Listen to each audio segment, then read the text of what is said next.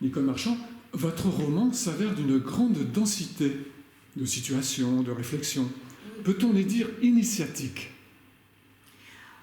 Voilà une grande question, et qui m'a un peu tourmentée moi-même. J'avais lu des romans initiatiques, et ils ne m'avaient pas tous captivé, parfois à un moment, parfois d'autres. Donc, je voulais faire un roman initiatique selon le terme convenu, mais je voulais éviter tous ces inconvénients, tout ce caractère doctrinal, ennuyeux, philosophico, métaphysico, tout ce qu'on voudra. Voilà.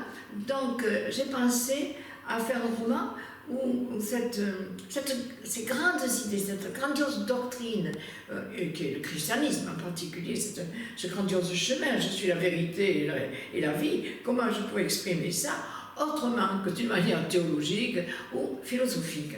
Voilà, donc j'ai pensé à ce moment-là que j'avais besoin d'un genre comme Shakespeare, sur lequel j'ai écrit 2 livres, donc ce que j'avais besoin à ce moment-là, d'un style particulier qui était le fantastique.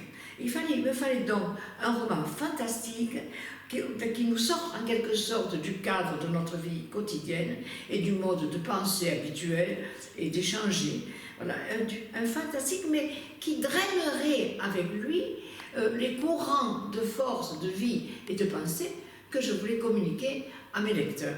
Mais quand on fait du fantastique, il faut évidemment choisir aussi un thème un peu aventureux. Il faut qu'il y ait de l'aventure, il faut qu'il y ait du mouvement, il faut qu'il y ait des circonstances dramatiques, il faut qu'il y ait des circonstances problématiques, et peut-être que celui qui vit en quelque sorte ces problèmes et ces drames montre sa faiblesse aussi. On ne peut pas traverser une aventure, une expérience fantastique, sans laisser quelque part des morceaux de son être, de sa chair, de son cœur, de son cerveau, tout notre être en quelque sorte s'engage dans une véritable aventure.